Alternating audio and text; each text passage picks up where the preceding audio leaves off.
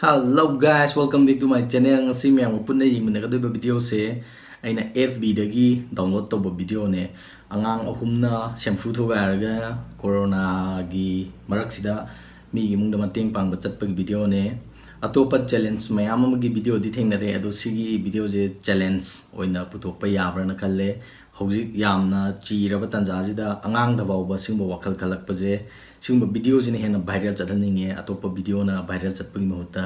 kamai togi habdo me apuni mese ngang aina Facebook dum pai ga yengmada ai amaso ai now peni Stephanie erana akoi coronavirus maram moraga mi ma'am ching chak cha pangjam ta da koi yam moi aduga moi da makta koi na yausang dagi amaso chako badagi pa pesa sing du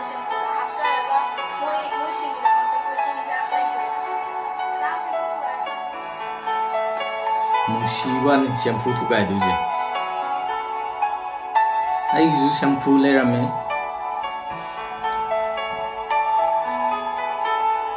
asugum dinate wagi shampoo sana uda wa thalaga ndu yam tawre smo ju pesa yam yawe ai ju smai yawdi sanga chipi yaw pesa pesa ne yawe moje ai di aku ngak dia ba chahum chang bri mu admai yaw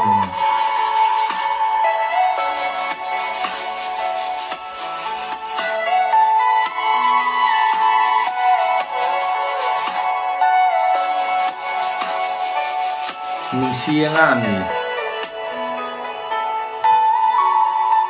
sumana to bu am phai ngang jing da sing bo wakal khalak ba je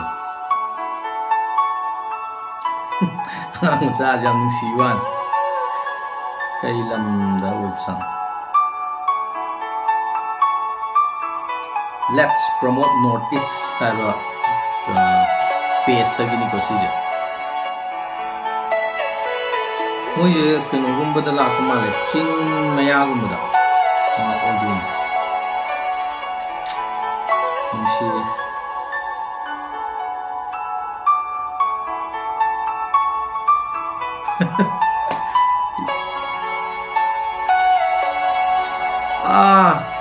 bye bye Harakwan kamning ye hujigi dom diam nungsi akoi khoiram baje khangdabagi khoina khoiram kan doina koknon darai do nanda dauda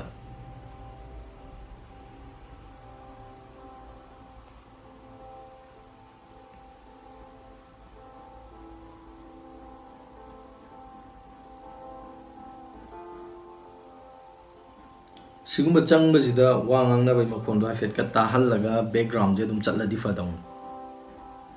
mi kau budu tang hangang ji kenom ki gi mal yam phai sumana tawrak pa je atoba video mayam ma ju thengnei ko isigumba do moi gi ne hena angang ngak ta oibini na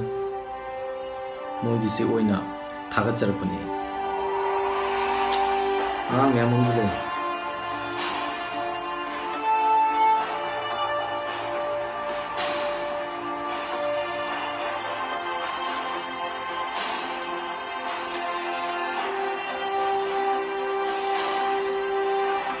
Sumaina hai ba word che si di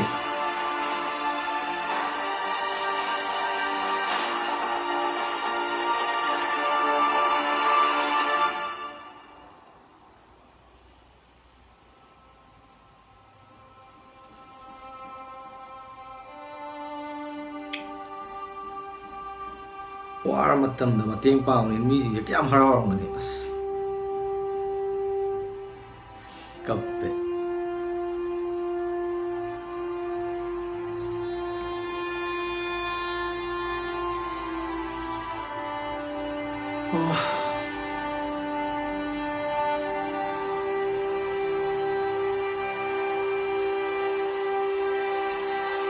ngang jing achapot tu biramadi oh firing oh mom yen khali jo nusi wa na ngang Masih urusan yang masih singem. Mateng pambung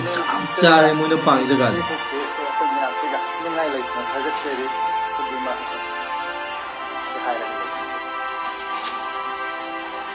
Muna pang jaga cuma không nhầm sai.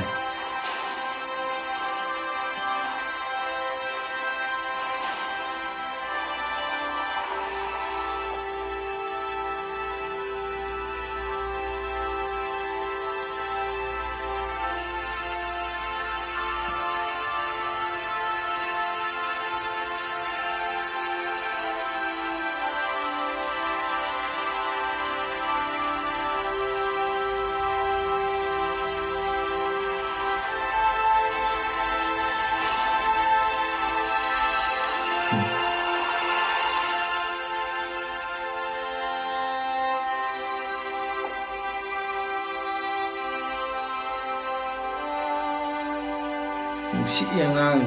kem khang dribne ba moide mayam punna ujiki video du yeng minagre do si video ji yeng majidi thamoi jam pe thai angang jingjina sumaina khalak paje yam thagat ninge yam thagat li ado moi gi mafam moina chatli ba mafam je chap charabra na khalle khoi sigi kaino da ayam bana aina uba video sing je ayam bana koi gi belly da ayam ba ui ado sidadi sidadi belly da nataba kaino khara thaptokpa chingya gumba adu da tawba male aduga leirami fibam duga pangriba mateng jiga yamna chusanna bado mateng pangbam jaga chapcha ba du oe moi gi je sumaina moina angang jingna khalak paje yam kalak che mateng pangdawani arai ba leita laira angam pangna gadamni si jimdi yamna fai angang jingde sumaina wakal polak pajina hena fai moi ki mama pado hena nungai jarangani matha moi duda sinataba topa me mama chi chan adagi ahlaman singna chief minister gi funda corona virus fight tongnaba funda paisa piba mayam ama thingna jai facebook ta adagi lekai gi club adagi voluntarily pocha yen ba khot pa chatpa mayam ama thingna jai ado yamna thagat chari aduga aina mayam dugi mahutta sigi video tawjara izina sigi video jina unique oiba ain hek jeng jaba matamda adi atopa keno atopa jingduna khara mature oirba mi ngaktan tawbani ado sijidi nauriba angangna tawrpanina mayamda sijimdi hena ai uthokningba mayamda aduga koi hainaba adi mateng pang chatpada camera thamama chatlo na hainabado aigi mod pijage aigi mod mateng pang chatpada camera pura chatpiyo aduga migi asoiba khatna chainaba adugumbadana camera thamamaga chatpiyo karigino haiba matamda fattaba haibjiti tamba yam thuna yam thui fattaba haibji tamba irailai yam thui adu afaba haibjiti tamba wai pak thokande tambada hekta phau yade aduna afaba thabak torakpajidi camera amamam puhaninge aidi mateng pangba chatpa je mayamna tongnadaba mayamna hekta pangninga ga jungamdaba potni aduna camera ama loina haninge aduga hoi privacy matang oira agadi mamaido blur chatlan maning khangde kaini khangde ama tohon biba ya ado yarige di afaba thabak tadi camera amamam adum puhaninge koigi phone de yawriba camera sina jo dum namaga kholaga dum mayam uthokpa afaba ne bu hardi uthokpa je kaisu kaidabra na khalle migi privacy dudi akoina blur toholaga my face blur tohon mani khangde adagi mi dugi personal oirakpa dudi akoina blur tohongraga adumaina oina video je semaninge ado sida kaisu kaide sida blur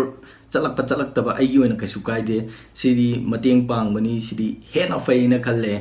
ado privacy gi matang da yam concern oira gadi hajabni ko blur chatpe matang je ado sumaina fattaba viral chattong muhutta afaba viral chathanji khutta camera amamam loinaraga adum chatpiu kaisu kaide isagi phone do aduduna adum clip tawbiyo afaba aduga chumthokpa yaba AC lale si tawgadabni haibdudi mayam da uthu matungda khanggadabni akoina mateng pangubasi aina mateng pangure natragana mi na mateng pang haibdo matau तमगे हाई तारदी मिटना उबा मा अदगी अखोइदा feeling अमा फावर कांदने बा यामना मतौ तमनरकदुजे अदु नते मी खन्नाबगी चैनाबगी मी कातुकारणगी अदुगुंबदुददी camera ना नम्मगा हाइबदो कशु हाइनद्रगा अफबा थबा अमा तौबुजिददी कैमरा पूरा चटकनु कैमरा थममु अदुगुंबदो कशु लेते मीगी प्राइवेसी दुतंग ब्लर तौबियो अदुगा अफबदुदी मयामदो उथोकनबा तंजादो अदुम लौबियो हाइबजे थमजगे सी आई वखलोने आई से लालंबसु याय अदो मयामना लाली चुम्मी हाइबदुसु अदुम खनबियो अदुगा सिदी मयाम गे अपामबनी एगी अपामदुसु हाइदोकजबनी येंगबा नुवाइतबा फत्तबा वीडियो दगी कानादबा वीडियो वायरल चटपै मुहुता सिगुम्बा अफबा मतौ तमनिंगाय ओइबा मीना पाक तौबा हेक नमनदबा सिगुम्बा मतेंग पांगबगी नत्रगना टैलेंट अदुगुम्बगी वीडियो जो इन वायरल चलहनजे हाइबजे थमजरगा ngasi वीडियो जी मतंग स्वाइदा लोसिनजरी मथंगी वीडियो दा अमुक थेंगनरसी आइगी चैनल जिदा नौना चंगपो अरगना सब्सक्राइब तौबिरमो लाइक तौबिरमो अदुगा अरोइबदा वीडियो जी फजरदी शेयर तौबियो अदुगा मयामना करी करी पामिगे हाइबदुसु मखादा कमेंट तौबिरो ngasi gi oina di matang swai लोसिनजरी मथंगी वीडियो दा अमुक थेंगनरसी बाय बाय